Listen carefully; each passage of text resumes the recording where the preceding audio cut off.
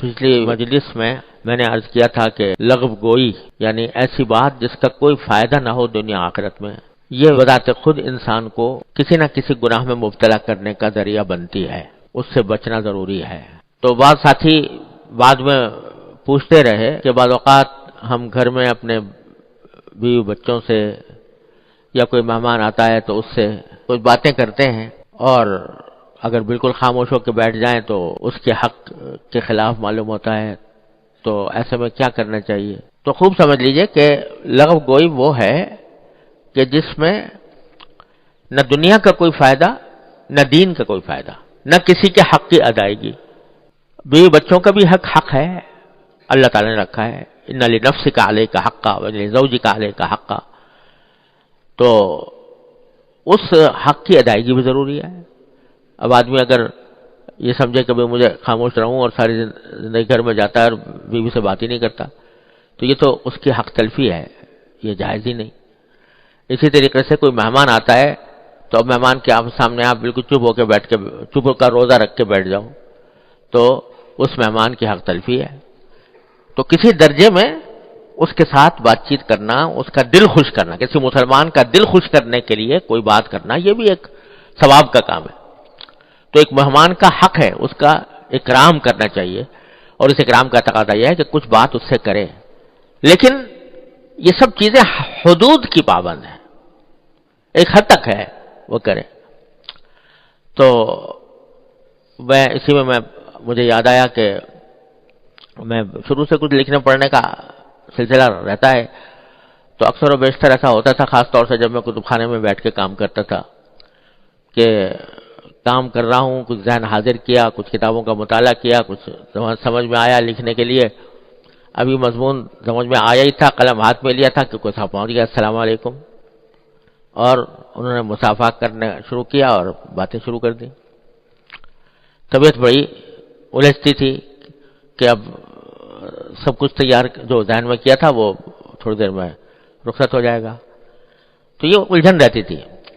ہمارے حضرت والا اللہ تعالیٰ ان کے درجات بلند فرمایا، تعریف قدس اللہ تعالیٰ سرہ سے میں نے اپنی یہ بات ذکر کی، تو حضرت نے فرمایا کہ بھائی یہ بتاؤ، یہ جو تم لکھنے کا کام کر رہے ہو، یہ اپنے ذات کے لیے کر رہے ہو، اللہ میاں کو خوش کرنے کے لیے کر رہے ہو، اللہ تعالیٰ کی خوشنودی حاصل کرنے کے لیے کر رہے ہو؟ اگر اللہ تعالیٰ کی خوشنودی حاصل کرنے کے لیے کر رہے ہو تو اس وقت خوشنودی اس میں ہے کہ جو مہمان آیا ہے اس کا اکرام کیا جائے، اس سے بات کی جائے،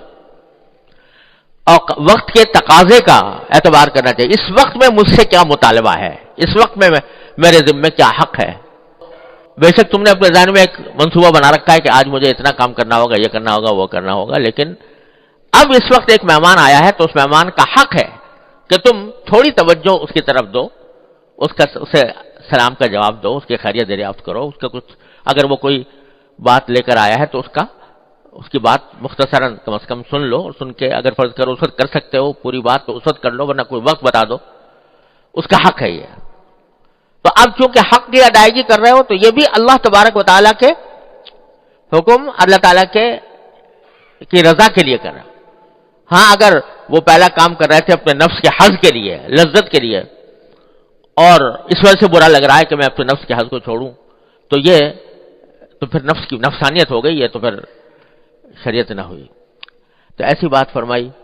کہ اس کے نتیجے میں سارا یہ اشکال دور ہو گیا۔ تو بہرحال مہمان کا حق ہوتا ہے کہ کچھ دیر اس سے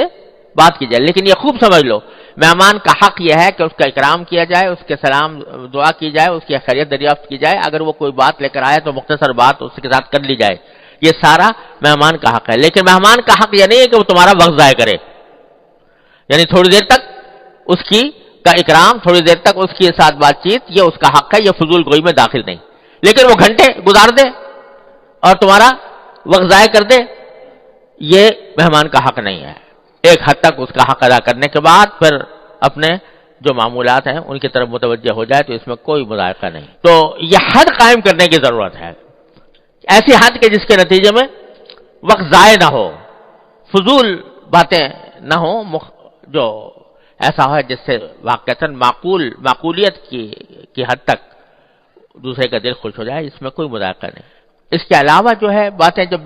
ضرورت سے زیادہ ہوں گی تو پھر وہ فضول گوئی میں داخل ہوں گی، اس کے اندر پھر پتہ نہیں کہاں لے جا کے شیطان ڈال دے۔